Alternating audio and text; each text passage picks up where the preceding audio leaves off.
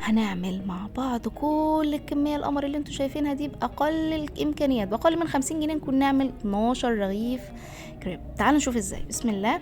نص كيلو من اللبن وقدهم نص كيلو من الدقيق. اذا الدقيق قد اللبن بالظبط في اي معيار، هنقلل هنزود قد بعض بالظبط. نص كوب من السكر ونص كوب من الزبدة، واخر حاجة معلقة صغيرة من الملح. زي ما قلت لكم هنعمل 2 كوب لبن يبقى 2 كوب دقيق دايركت، ده قد ده بالظبط. هنجيب الخلاط بتاعنا العادي ونبتدي نحط فيه اللبن والسكر والملح والزبدة زي ما انتوا شايفين. هضربه على سرعة عالية. بعد كده اضيف الدقيق بتاعي واضربه على سرعة هادية خالص لمدة لا تقل عن 2 دقيقتين ضرب. شوفوا لي الجمال بقى. وبس كده، ادي جهزت معايا عجينة الكريب بكل سهولة، مش محتاجة اي افتكاسات. بصوا يا جماعة القوام، هو ده القوام اللي انا محتاجاه. طبعا هختبره بايدي كده واعمل خط بسيط في المعلقة.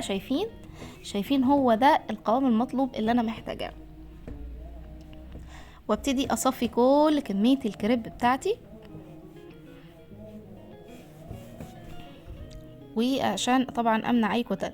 طبعا جهزت صينيه كبيره مقاسها كبير خالص وما تكونش بتلزق، ودهنتها زيت وزبده، وهعاير بكوب معياري زي ما احنا شايفين. هعمل بيه كل الكميه بتاعه عيش الكريب. بصوا هعاير بيه وهستخدمه في كله. اديني بهو بوزعها كويس على الصينيه. شايفين بوزعها ازاي؟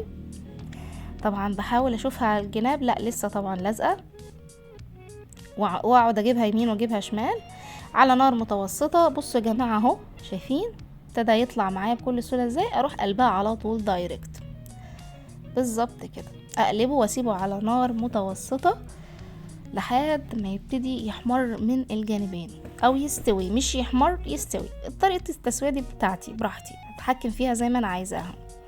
عملت لكم واحد اهو زي ما انتم شايفين، ولقيت ان الكوب المعياري كان قليل شويه. شايفين عمل ازاي في النص؟ احط عجينه الكريب بتاعتي واعالج الموضوع بسرعه الصاروخ. شايفين الجمال؟ بسرعه كده هضيف حبه من عجينه الكريب.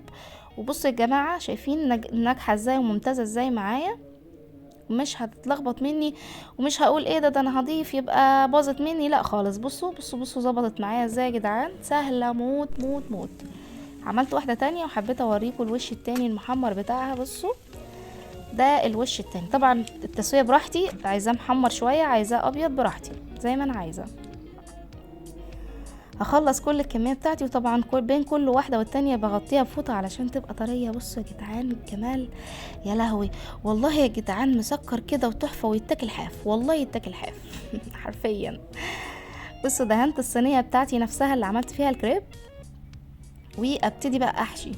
هعمل نصصته نص، يعني مش نص كامل. بصوا النص اللي انا عاملاه نص وتلات ارباع، يعني تلات ارباع من قدام والربع بتاعه تنيته بالظبط كده. وحطيت الكابوتشي وحطيت الكاتشب. طب ليه انا عملت كده في الكريب؟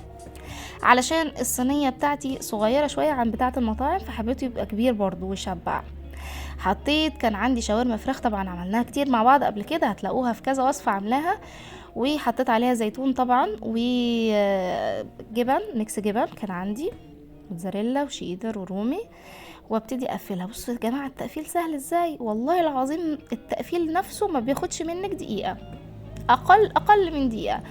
بصوا انا كنت محمصاه فمش محتاجه اقلبه على الناحيه التانية، كنت محمصاه كفايه. بصوا يا جماعه متحمص ازاي وجميل. وبراحتك لو مش عايزه تحمصيه براحتك، يعني درجه التسويه دي ترجع لك انتي. حطيت الحشو بتاعي، الكاتشب والكابوتشي والشاورما والجبنه، وقفلتها بالشكل ده. شايفين الجمال والروعه؟ عندي بقى عندي كفته، عندي ناجتس، عندي اي حاجه، اي حشو ما وقفش عنده. بص الحلاوه. اسيبكم بقى تستمتعوا بالفيديو ده وتقولوا لي رايكم. متنسوش الاشتراك واحلى لايك واحلى كومنت منكم، بحبكم جدا جدا جدا جدا.